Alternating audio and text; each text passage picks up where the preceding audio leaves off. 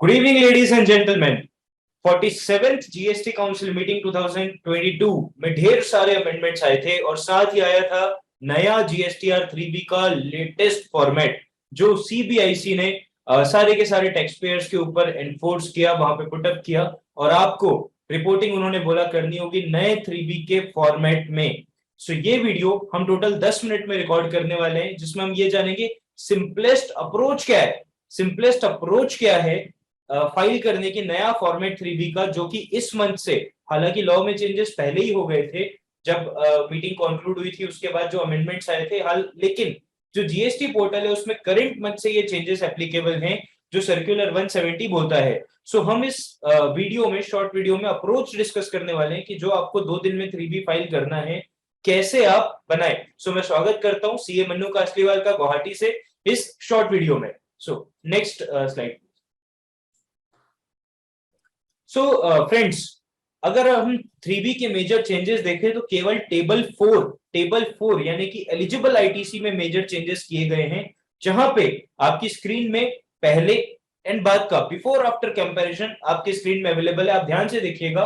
Import of goods, import of service, inward supply, reverse charge and ISD, यहाँ पे कोई भी चेंज नहीं किया गया है। यहाँ तक कि ऑल अदर आईटीसी का कॉलम भी एज इट इज, आपको रो भी एज इट इज वहां पे दिखती है।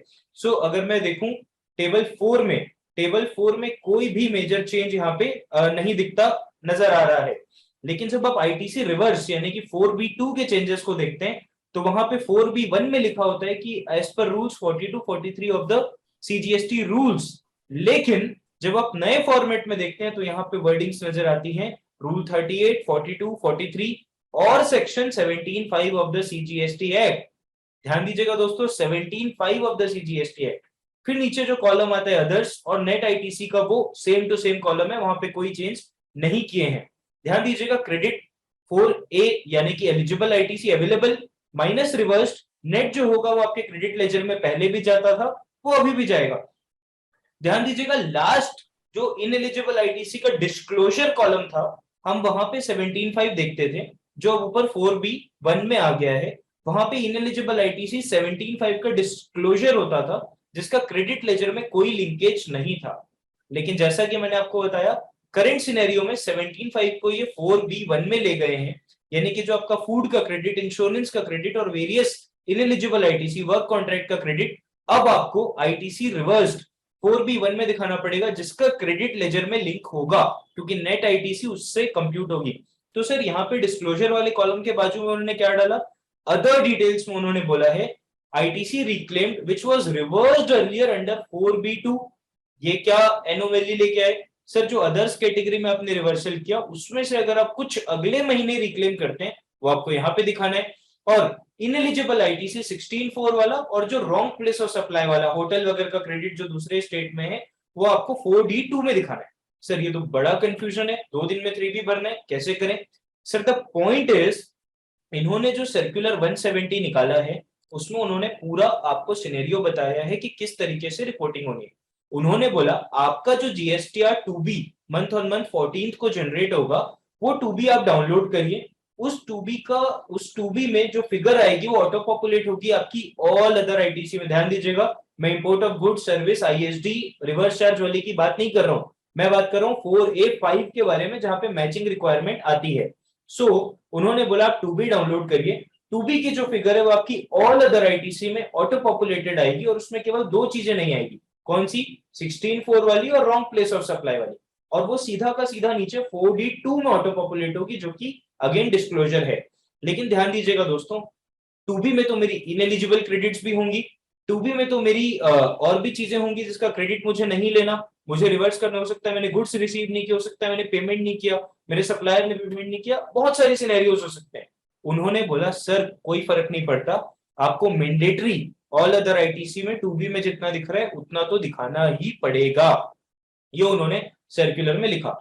फिर उन्होंने बोला सर इसमें से जो 38 का यानी कि एनबीएफसी वाले जो 50% रिवर्स करते हैं, 42, 43 का जो रिवर्सल है और जो आपका इनएलिजिबल क्रेडिट का रिवर्सल है, जैसे कि फूड, इंश्योरेंस और भी जो ब्यूटी ट्रीटमेंट और ये सारी जो सर्विसेज होती है, कार का इंश्योरेंस, कार की रिपेयरिंग, ये सारी क्रेडिट को आप छांट लो, छांटने के बाद आप उसको परमानेंट, ध्यान दीजिएगा वर्ड यूज करो परमानेंट, 4B1 में परमानेंटली रिवर्स करो। परमानेंट रिवर्स मतलब जो बाद में रिक्लेम नहीं किया जा सकता। और उसके अलावा 2B में जो दिख रहा है, लेकिन 2B में जो दिख रहा है पर वो आपको लगता है कि बाद में एलिजिबल हो जाएगा, गुड्स बाद में रिसीव हो गए, सर्विसेज बाद में रिसीव हो गई, पेमेंट बाद में हो गया, आप उसको टेम्पररी रिवर्स करो अदर्स कैटेगरी में। तो आपका 180 डेज में वेंडर को पेमेंट नहीं हुआ, आप टेम्पररी रिवर्स करो अदर्स में। ध्यान दीजिएगा जो टेम्पररी रिवर्स आप कर रहे हैं वो आप नेक्स्ट मंथ में जाके लेने वाले, तो जैसे ही आप नेक्स्ट मंथ में जाके लेंगे आप नीचे 4D1 में आईटीसी रिक्लेम्ड में उसकी रिपोर्टिंग करेंगे। ओवर टू मन्नू भाई for the next slide. Thank you Bhavesh. तो अब जैसे भावेश ने बताया कि अब जो कॉन्सेप्ट है नया डिस्क्लोजर 3B के लिए, वो बस ऐसा सा है कि पहले हम बुक से अपना नेट आईटीसी डायरेक्टली 4A5 में डाल देते थे, कोई भी अलग से डिस्क्लोज करने की जरूरत नहीं पड़ती थी। टेबल्स दिए गए थे पर जो प्रैक्टिस अडॉप्ट कर रही थी मोस्टली सब कि हम उसको नेट करके जो हमारे बुक से मैच कर रहा है हम उसको डिस्क्लोज कर देते। बट अब जो नया डिस्क्लोजर का रिक्वायरमेंट आया है सर्कुलर 170, वो ये बोलता है कि आपको सारा का सारा क्रेडिट 2B के अंदर जो आएगा वो ऑटोमेटिकली ऑटो पॉपुलेट हो जाएगा 4A5 में, और उसको बेस रखते हुए आपको रिकंसिलेशन करते हुए आपको डिस्क्लोज करना है।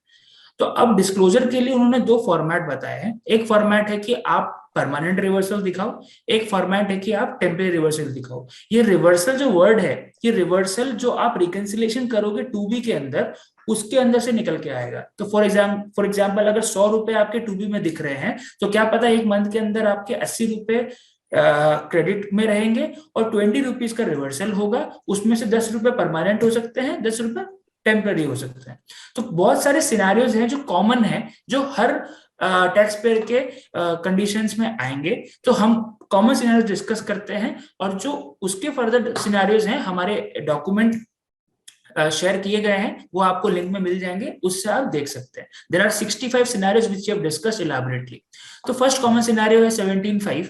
17.5 क्या होता है, जो भावेश ने बताया, जो 75 की लिस्ट है, insurance, food beverages, construction credit, तो वो आपका परमानेंट रिवर्सल है। परमानेंट रिवर्सल क्यों सर? क्योंकि कॉन्सेप्ट क्या है कि मैं इसको वापस रिक्लेम नहीं करूंगा, ये मेरा कोई कंडीशनल क्रेडिट नहीं है, ये मेरा कभी भी मिलने वाला अनकंडीशनल क्रेडिट है। तो इसका मतलब है कि कोई भी कंडीशन से मुझे इसको रिक्लेम करने की जरूरत नहीं पड़ेगी, इसलिए परमानेंट रिवर्सल है। यही बेस को लेते हुए हमें आगे भी देखना है reversal of ITC as per 42-43। अब 42-43 के लिए जब रिवर्स करते हो ऑब्वियसली आप उसको रिक्लेम तो नहीं करोगे, पर यहाँ पर वर्ड जो परमानेंट यूज किया जा रहा है, क्या पता वो परमानेंट सही नहीं है, क्योंकि आप ईयर एंड में जाकर उसको वापस से चेक करते हो कि भाई वापस से कुछ लेना है, रीअवेल करना है या और रिवर्स करना है। बट इसको एक परमानेंट एनालॉजी के अंदर माना गया है। ये दो परमानेंट आपका कॉमन परमानेंट रिवर्सल्स होगा। और एक रिवर्सल एक और है incorrectly disclosing GSTR two B that is pertaining to other GSTIN. तो कभी कभार क्या होता है कि आपके जीएसटीआईएन में गलती से कोई क्रेडिट रिफ्लेक्ट हो जाता है, जो क्या पता आपका खर्चा था ही नहीं।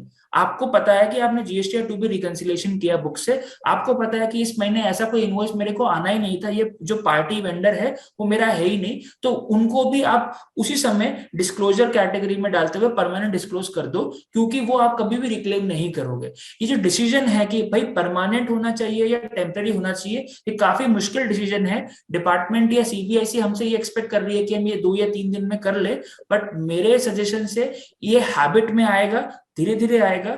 और ऑब्वियसली फर्स्ट 2-3 मंथ्स या 6 मंथ्स को डिपार्टमेंट या सीबीआईसी को इसको बहुत सॉफ्ट तरीके से देखना चाहिए। हाउएवर स्क्रूटनी, जो ऑटोमेटिक स्क्रूटनी होती है, उसका कोई कुछ नहीं बोल सकता। तो परमानेंट रिवर्सल में वो कैटेगरी ऑफ रिवर्सल्स आएंगे जिसको आप वापस कभी रिक्लेम नहीं करोगे। सर टेम्परेरी रिवर्सल में क्या हो सकता है? टेम्परेरी रिवर्सल वो रिवर्सल्स होते हैं जिसके लिए आप फिलहाल एलिजिबल नहीं हो, that is in the current month आप एलिजिबल नहीं हो, जिस महीने आप 3B फाइल कर रहे हो, जिस महीने की 3B फाइल कर रहे हो, mind you. However, with any change in conditions, it will be eligible for you in the subsequent months. So, what are those examples? ITC which are not accounted in the current month. इसका मतलब क्या हुआ? आपके current month में 2B में तो आ रहा है, but आपके पास में क्या पता इस महीने में इनवॉइस नहीं आया, क्या पता गुड्स रिसीव नहीं हुए, या कोई भी एलिजिबिलिटी कंडीशन आपका 16(2) का एलिजिबल नहीं हुआ या फुलफिल नहीं हुआ। गुड्स इन ट्रांजिट बहुत कॉमन एग्जांपल है इसके लिए। Invoice wise details which are incorrect in 2B and requires amendment. कभी कभार क्या होता है कि इनवॉइस 100 रुपए का होता है, आपके पास में इनवॉइस 100 रुपए का है, 2B में वो 110 का दिख रहा है या 80 रुपए का दिख रहा है, तो आपको पता है कि ये रॉन्ग डिटेल है जो 2B में रिफ्लेक्ट हो रहा है। तो आप उसको कभी कभार वेंडर को फोन करके या वेंडर को कांटेक्ट करके आप बोलते हो कि भाई इसको चेंज करो, अमेंड करो, तभी मैं लूंगा। तो आप उस परमानेंट चीज को नहीं करते हुए आपने टेम्पररीली इसको डिसाइड किया है कि आप इसको रिवर्स करके रिक्लेम करोगे in the next month. Subsequently कोई भी कंडीशन जो हमने बताया 16 के अंदर फुलफिल नहीं होती, गुड्स इन ट्रांजिट, इनवॉइस आपका रिसीव नहीं हुआ, आपके हाथ में इनवॉइस नहीं है, या कोई भी तरह के कंडीशंस हो सकते हैं। एक और इम्पोर्टेंट सिनेरियो है जहां पर आप 180 डेज का पेमेंट मिस आउट कर जाते हो रूल 37 के लिए, जहां पर आप पेमेंट जब वापस करोगे तो आप रिक्लेम कर सकते हो। तो फिलहाल जब आपका 180 डेज क्रॉस हो गया तो आपको उसको टेम्पररी रिवर्सल के अंदर डिस्क्लोज करना है। तो ये जो बहुत ही बारीकी का मैं बोलूंगा डिसीजन मेकिंग है between permanent reversal and temporary reversal. पर एक क्वेश्चन बहुत इंपॉर्टेंट खड़ा होता है, और ये भावेश को भी मैं पूछना चाहूंगा कि भाई अगर मैंने परमानेंट रिवर्सल में एक बार दिखा दिया तो क्या मैं जिंदगी भर उसको वापस से रिक्लेम नहीं कर सकता? क्या डिपार्टमेंट उसको यही मान के चलेगी कि भाई ये 2B, अगर आपका साल भर का 2B 1 करोड़ है और अगर आपने परमानेंट रिवर्सल में मान लीजिए 10 लाख रुपए दिखाया है, तो आपको तो 90 लाख रुपए ही एलिजिबल होंगे। गलती से कोई भी मिस्टेक अगर आपके अकाउंटेंट से, आपके कोई भी टैक्स टीम से हो गई तो वो क्या कभी भी रेक्टिफाई नहीं हो पाएगा in the eyes of law? ये एक बहुत बड़ा क्वेश्चन है जो हमें आगे जाकर देखना है कि ये जुडिशरी कैसे इसको देखती है। लास्ट एक सिनेरियो है जहां पर सीबीआईसी या मैं बोलूंगा जीएसटीएन दोनों ही कहीं ना कहीं कंफ्यूज्ड है या कहीं ना कहीं क्लियर नहीं है कि क्रेडिट नोट सर क्या होगा। कोई क्रेडिट नोट आज के डेट पे आपका इस टेबल पे रिफ्लेक्ट होता है जो है 4B2, जो अदर्स कैटेगरी है 4B2 में रिफ्लेक्ट होता है। हमारा ये मानना है कि वो आगे जाके भी 4B2 में रिफ्लेक्ट होगा अगर जीएसटीएन ने अपना अपडेशन नहीं किया।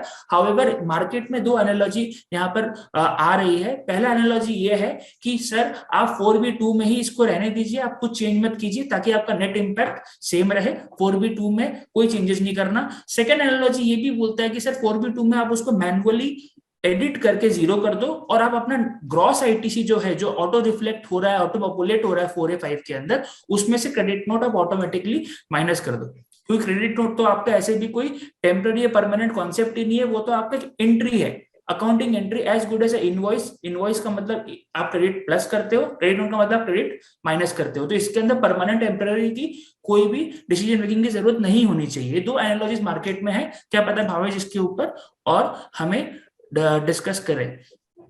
यस भावेश। डेफिनेटली मनु भाई, जो आपने बोला कि ये टेम्पररी और परमानेंट रिवर्सल कैसे टैक्स पेयर्स को इम्पैक्ट करेंगे, सुनने में और समझने में तो ये आ रहा है कि जो परमानेंट रिवर्सल है वो एक बार अगर एसएससी ने परमानेंट बोल दिया तो उसके लिए बाद में क्लेम करना बहुत डिफिकल्ट होगा।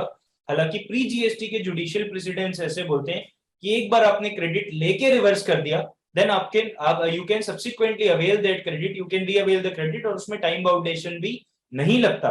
सो ये जो एनालॉजी परमानेंट की जो सर्कुलर दे रहा है, इसकी कोई लीगल लॉ में अभी तक उन्होंने वैसे चेंजेस नहीं करे हैं सिवाय फॉर्मेट के। सो ये डेफिनेटली एक लिटिगेटिव इशू रहेगा। As far as credit note is concern, मैं नेक्स्ट स्लाइड के बाद एक बार लेना चाहूंगा। So I would request you to go to the next slide please. Sir phone जो आ रहे हैं वो एक ही बात पूछते हैं कि सर करना क्या है, अब बताओ how to do, that is the most important thing. और मैं बोलूं ये जितना कॉम्प्लिकेटेड प्रोसीजर है उतना लगता जितना है उतना ये है नहीं। सिंपल प्रोसेस मन्नू भाई ने मैंने चॉक डाउन किया है 5 स्टेप्स में, जिसमें सबसे पहले हमको अपना जीएसटीआर 2B डाउनलोड करना है जो कि 14th को जनरेट होता है। एक तरफ मेरा जीएसटीआर 2B जिसमें तमाम इनवॉइसेस आ रहे हैं, चाहे वो मेरा क्रेडिट एलिजिबल हो, चाहे वो मेरा क्रेडिट इनएलिजिबल हो, चाहे मेरे गुड्स रिसीव हो गए हो, चाहे मेरी फिजिकल इनवॉइस रिसीव नहीं हुई हो, चाहे पेमेंट हो, हर तरह के सिनेरियो मेरे 2B में 1000 इनवॉइसेस आ गए।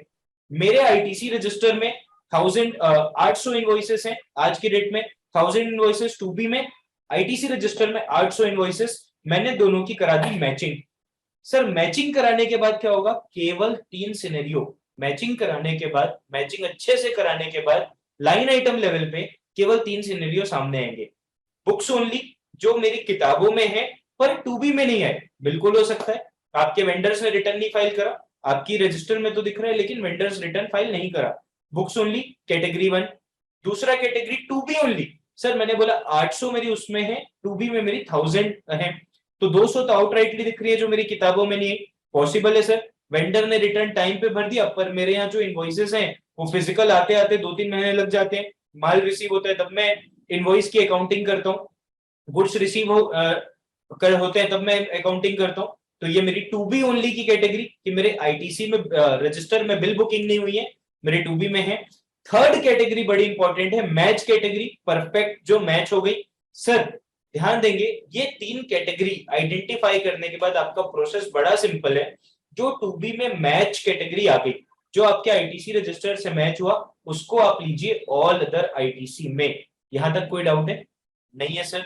उसमें से आप स्क्रूटनी कर लीजिए कि उसमें से कितना मेरा इनएलिजिबल क्रेडिट है जिसमें मैं श्योर शॉट हूं कि मुझे रिवर्स करना ही है। जैसे फूड का कोई क्रेडिट दिखा, रेंटिंग ऑफ मोटर व्हीकल का कोई क्रेडिट दिखा, मैं श्योर शॉट हूं कि मुझे आगे उसमें कोई चेंजेस नहीं करने, मैं उसको आके नीचे परमानेंट रिवर्स करूंगा। ये मैं किस में से बता रहा हूं? मैच कैटेगरी वाली में से। केवल मैच कैटेगरी में कॉलम ऐड करके एक्सेल में मैं उसमें से परमानेंट रिवर्सल निकाल लिया, उसको मैं परमानेंट रिवर्सल में दिखा दिया। अब मैं आता हूं टू बी ओनली वाली कैटेगरी में। सर टू बी ओनली मतलब मेरे बुक्स ऑफ अकाउंट्स में वो क्रेडिट आया ही नहीं। सर जब बुक्स ऑफ अकाउंट्स में वो क्रेडिट नहीं आया, मेरे पास नरेशन नहीं है, मेरे पास एक्चुअल बिल नहीं है, how can I identify whether is temporary reversal और परमानेंट रिवर्सल? तो बुक्स ओनली कैटेगरी को आप पूरा का पूरा 4A में लीजिए, क्योंकि लेना तो मैंडेटरी है, और उसको आप परमानेंटली रिवर्सल कर दीजिए पूरा का पूरा। ध्यान दीजिएगा, पूरा का पूरा। बुक्स ओनली कैटेगरी का मुझे कुछ करने की जरूरत नहीं है, क्योंकि जिस मंथ में मेरे टू बी में आएगा मैं उस मंथ में उस क्रेडिट को ले लूंगा, केवल मुझे क्यूमुलेटिव ट्रैक मेंटेन करना है। अब मैं गया नेक्स्ट मंथ में, नेक्स्ट मंथ में मैंने कुछ टू बी ओनली वाली कैटेगरी को टेम्पररी रिवर्सल दिखाया था प्रीवियस मंथ में, मैं उस टू बी ओनली वाली कैटेगरी को भी कैरी फॉरवर्ड करके लाया। उसमें से मैंने देखा कि 70% आइटम्स मेरे बुक्स में आ गए हैं। उन 70% आइटम को मैं रिक्लेम कर लिया, और रिक्लेम करने के बाद जो नीचे 4D1 में डिस्क्लोजर था, reclaimed out of temporary reversal, वहां में डिस्क्लोज कर दिया। और जितना अमाउंट में रिक्लेम करा उसमें एक बार वापस से स्क्रूटनी कर लिया कि कोई परमानेंट रिवर्सल है कि नहीं, और बैलेंस टू बी ओनली को कैरी फॉरवर्ड करता चला गया, बुक्स ओनली को कैरी फॉरवर्ड करता चला गया। बहुत क्वार्टरली बेसिस पे या सेमी एनुअली बेसिस पे जो मेरा नेट टू बी का बैलेंस बच रहा है, जो मेरे टू बी ओनली के बैलेंस है, उसमें से मैं फर्दर आइडेंटिफाई कर लूं। हो सकता है वो रॉन्ग वेंडर्स ने डाल दी हो, वो मेरी पर्टेन ही नहीं करती हूँ, उसको मैं जाके टेम्पररी रिवर्सल में लेके चला गया। ये मेरा सिंप्लीफाइड प्रोसेस होगा सर, इसके अलावा आपको कुछ एक्स्ट्रा पेन नहीं लेना। लेकिन इसमें 2-3 चीजें ऐसी हैं, जैसे credit notes. Sir credit note two B में हो सकता है पहले आ जाए, बुक्स में बाद में, तो ये प्रोसेस चलता आ रहा है। जब आप क्रेडिट नोट को बुक्स में रिकॉर्ड करते हो तब आप उसका एक्सेप्टेंस देते हो, तो जैसे ही आपने बुक्स में डाला आपको उसको रिवर्स करना है। लेकिन मन्नू भाई ने एक बड़ा इंपॉर्टेंट क्वेश्चन रेज किया, उसको मैं टेम्पररी रिवर्सल में दिखाऊं, परमानेंट रिवर्सल में दिखाऊं, या फिर 4A5 में लेस करके दिखाऊं? सर दोनों साइड की न्यूज है मार्केट में, दोनों साइड की न्यूज है। न्यूज ये भी आ रही है कि जीएसटीएन उसको 4A5 में चेंज कर देगा, न्यूज, लेकिन अभी वो अदर्स कैटेगरी में ऑटो पॉपुलेट हो रहा है। सर दोनों केसेस में आप दोनों अप्रोच फॉलो कर सकते हैं, कोई इंपैक्ट उसका नहीं है एज सच आपके क्रेडिट अवेलमेंट में। लेकिन जीएसटीआर 9 में जो फिगर आती है वो टेबल 4A से होती है, तो अगर आप उसको बार बार लेके बार बार रिवर्स करते जाएंगे तो वो आपका जीएसटीआर 9 में जो टेबल 6 में ऑटो पॉपुलेट होगा बहुत बढ़ जाएगा। सो उस चीज को अवॉइड करने के लिए आप चाहें तो उसको 4A5 में लेस करके ले सकते हैं, ये एक थॉट प्रोसेस है जो आप ले सकते हैं। लेकिन एक चीज बड़ी क्लियर आपको रखनी चाहिए कि अप्रोच जैसे ही आपकी बुक्स में क्रेडिट नोट आए आप उसको रिवर्स करते चले गए, क्योंकि मैचिंग अवेलमेंट के लिए है, रिवर्सल के लिए नहीं है। सो ये एक क्रेडिट नोट की अप्रोच है जो फॉलो कर सकते हैं। ओवर टू मनु भाई फॉर नेक्स्ट इंपॉर्टेंट स्लाइड। कुछ कुछ चीजें जो भावेश ने बताई वो काफी इंपॉर्टेंट है, और मैं 2-3 चीजें उसमें ऐड करना चाहूंगा। पहली चीज तो ये है कि यहाँ पर अभी तक की जो आदतें हैं हमारी कि हम अपना बुक्स को बेस मानते हुए या बुक्स को राइडर मानते हुए हम आईटीसी का अकाउंटिंग करते हैं, आईटीसी का क्लेम करते हैं। अब उस चीज को चेंज करना है हैबिट को, और अब टू बी को बेस मानना है। अब जब टू बी को हम बेस मानेंगे, जो ऑलरेडी अगर आप देखोगे 4A5 में मेरा रिफ्लेक्ट हो रहा है, अब जो 4A5 है वो आपका टू बी ऑटोमेटिकली आ जाएगा। तो जो भी आपको डिसीजन मेकिंग करनी है, मैचिंग जो करना है, वो आपको two B with your books करना है। एक चीज जो ध्यान में रखना है कि जो इनएलिजिबल आईटीसी है वो कुछ ऐसी बातें हैं कि मान लीजिए इनएलिजिबल आईटीसी आपका टू बी में दिख तो रहा है कि फूड का इनवॉइस है, पर आपके स्टाफ ने आपको इनवॉइस ही नहीं दिया अभी तक। ऐसा भी हो सकता है कि वो बुक्स में रिकॉर्ड ही नहीं हुआ, पर आपको टू में पता चल रहा है कि अच्छा लास्ट महीने ऐसा ऐसा खर्चा भी हुआ था और स्टाफ का रिम्बर्समेंट का बिल ही नहीं आया, या ऐसा भी हो सकता है कि इंश्योरेंस वाले से बिल नहीं आया। तो आप दो डिसीजन ले सकते हो, क्योंकि आपको पता है कि आगे जाके आपको ये रिवर्स ही करना, परमानेंट रिवर्सल है, मेरे को बुक से कोई फर्क ही नहीं पड़ता, तो आप ये भी कर सकते हो कि डायरेक्टली परमानेंट रिवर्स कर दिया इररेस्पेक्टिव ऑफ बुक्स। बट अगर आप ऐसा करते हो तो हमेशा रिकंसिलिएशन रहेगा आपको बुक्स के साथ में। इसीलिए यहाँ पर जो पॉइंट है वो नोट करने का ये है कि टू बी को अगर अपन बेस मानते हैं, डिसीजन लेते हैं और बुक्स को बिल्कुल ही भूल जाते हैं, वैसा बिल्कुल नहीं करना है।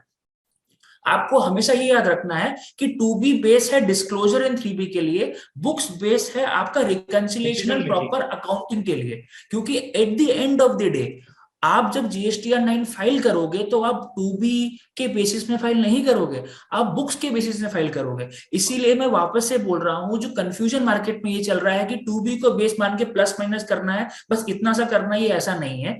अभी भी बुक्स को ही आपको बेस मानना है। However base for GSTR 3B disclosure आपका टू बी होना चाहिए, क्योंकि डिपार्टमेंट ने अपना एक बहुत ही सेफ एंड सिंपल स्कीम बैठाया है कि जितना टू बी में आ रहा है मैं आपको उतना ही दूंगा, आप खुद बता दो कि इसमें आपको कितना मिलना चाहिए। अब अगेन सेल्फ असेसमेंट का ये सेल्फ प्लस सेल्फ असेसमेंट हो गया है। अगेन ये कॉम्प्लेक्स हो गया है अगर मेरी मानो तो, ये कहीं ना कहीं सिंपल टैक्सेशन की तरफ हम नहीं जा रहे। हाउएवर अब लास्ट में जाकर हमारा एक्शन पॉइंट्स क्या होना चाहिए, हमने ये समझ लिया कि भाई 3B। एक चीज मैं पिकअप करना चाहूंगा, वो जो टेबल इन्होंने डिजाइन किया है वो बहुत परफेक्टली ऐसे किया है कि टेबल 4A1 में, वो 4A5 में जो ऑटो पॉपुलेट करेंगे उसमें लेटेस्ट से आप सब्सिक्वेंट मंथ में जाके जितना आपके टू बी में दिख रहा है आपने उतना क्रेडिट लिया, प्लस आपने कुछ प्रीवियस मंथ का अदर वाला रिवर्सल है वो आपने लिया, वो दोनों का सम टोटल को वो मैच कराएंगे टू बी से और माइनस करेंगे जो नीचे आपने रिक्लेम में दिखाया है, तो वो एग्जैक्ट टू बी से मैच होते हुए चलेगा। वो उनका थॉट प्रोसेस है। करेक्ट। इसमें एक चीज और आपको ध्यान में रखनी है कि ये आप सिनेरियो आपका कुछ भी हो सकता है, बिजनेस टू बिजनेस डिपेंड करता है, पर ये जो 4D1 टेबल है ना भावेश, ये 4D1 टेबल इसलिए इंपॉर्टेंट भी है क्योंकि जिस महीने में आपने ये सोच लिया कि मेरे बुक्स में नहीं आया और 2B में है और उसको आपने नेक्स्ट महीना रिक्लेम किया, तो डेफिनेटली 2B वर्सेस 3B का डिफरेंस हर महीने टू महीने कंटिन्यू होता रहेगा। और जब अगर मान लो किसी महीने में आपने क्लेम तो कर दिया और 4D1 में नहीं दिखाया, क्योंकि 4D1 is not impacting your ECL credit ledger, right, 4D1 is again a disclosure. और जब हमें ये टेबल मिलता है और जब हमें ये बताया जाता है कि सर इसका कोई इंपैक्ट नहीं आएगा आपके सेट ऑफ लाइबिलिटी में, कैश पेमेंट में, तो बहुत जन ऐसा करते हैं कि सर डिस्क्लोजर है मैं 9 में करूंगा। अगर आप ये हैबिट भी रखोगे, जैसे पहले रख रहे थे कि पहले हम इलिजिबल आईटीसी भरते ही नहीं थे, वो डिस्क्लोजर टेबल था, राइट, उस चीज को हमें बिल्कुल भी हैबिट चेंज करना है। ये 4D1 खाली डिस्क्लोजर नहीं है माइंड यू, ये आपके लिए एक, मतलब मैं बोलूंगा आपके लिए एक संजीवनी वाणी है, क्योंकि अल्टीमेटली जब भी आपको नोटिस आएगा ASMT 10 का 2B वर्सेस 3B, तो वो नोटिस में ये देखा जाएगा कि 4D1 में आपने एक्चुअली डिस्क्लोज भी किया है कि नहीं किया, क्योंकि एक तरीके से बताया जाता है कि सर ये मेरा प्रीवियस मंथ का क्रेडिट है जो मैंने रिवर्स किया था, मैंने रिक्लेम किया है। इसको बैलेंसिंग फिगर को हमेशा चेक किया जाएगा। अगर आपने ये डिस्क्लोज नहीं किया तो it will be very hard for you to explain to the department in ASMT 10 notices. However don't actually be stressed out, ये खाली एक डिस्क्लोजर है। प्रोसीडरल लैप्स को बहुत सॉफ्टली देखा गया है in judiciary, because it is not a substantive lapse, it is a procedural lapse. Law तो लॉ है जो ये अभी भी बोलता है कि ITC is your indefeasible right, और आपको मिलना ही चाहिए if you are eligible as per section 16 in the law. Correct. So last but not the least, if I will sum up, yes Bhavesh, with this can we conclude Manu bhai? Yes, I'll just sum up with 6 basic points which you need to take home. Number 1, base working should be GSTR 2B rather than books. The change of habit, as I said, because 3B disclosure is now with the reconciliation of GSTR 2B.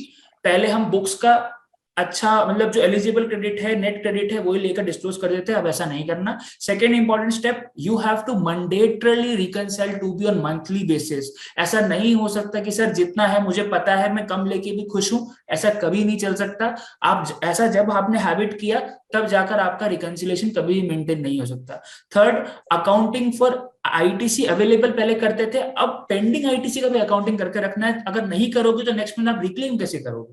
Correct. Fourth, ineligible ITC, जो खाने का खर्चा है, मान लो आपके staff कहीं पे खाने गया, कहीं पे होटल पे उसने खर्चा किया, या इंश्योरेंस है, या कोई भी क्रेडिट है जो आप आज के डेट में राइट ऑफ कर रहे थे, राइट ऑफ नहीं करना, उसको भी अकाउंटिंग करके रखना है, क्योंकि उसको डिस्क्लोज करना है आपको मंथ ऑन मंथ बेसिस के अंदर। फिफ्थ, ये बहुत इंपॉर्टेंट है, tracking of adjustments and proper disclosure. पहले क्या हो रहा था, आपके सीए को या आपके अकाउंटेंट को और आपको पता होता था कि कितना एडजस्टमेंट 3B में हो रहा है, क्योंकि आपका क्या था, नेट इंपैक्ट पॉजिटिव जाना चाहिए। पर वो जो एडजस्टमेंट्स हो रहा था, उसकी कोई ट्रैकिंग नहीं हो रही थी। अभी ट्रैकिंग भी करनी है और उसको प्रॉपर्ली डिस्क्लोज भी करना है। इसका मतलब क्या हुआ, disclosures of the track adjustments is now important. Sixth, which is the most important point, आपके जितने भी सिनेरियो है बिजनेस के अंदर, आप उसको ट्रैकिंग करके, एडजस्टमेंट्स डिस्क्लोज करके अगर आप राइट कर भी दोगे, डिपार्टमेंट को समझाना at the end of the day will be very very difficult, because हर बिजनेस का अपना तरीका, अपना मॉड्यूल, अपना हैबिट होता है। High possibility of scrutiny from department is there. Definitely department इसको सॉफ्टर अप्रोच देगा फॉर द इनिशियल मंथ, क्योंकि नेशन स्टेज है। क्या पता डिपार्टमेंट को भी ये समझने में 3-4 महीने लग जाए और सर्कुलर्स आते रहे। However, we have to keep documentation for each and every scenario, each and every adjustment, and reconciliation is must. So with this, I would like to end this video. I would like to thank Bhavesh, and we actually would like to say best of luck to everybody, क्योंकि ये first month है और काफी difficult होने वाला है, but with due process, with due time, definitely this will become a habit for every taxpayer. Yes, Bhavesh. Thank you so much. Thank you so much. That's it.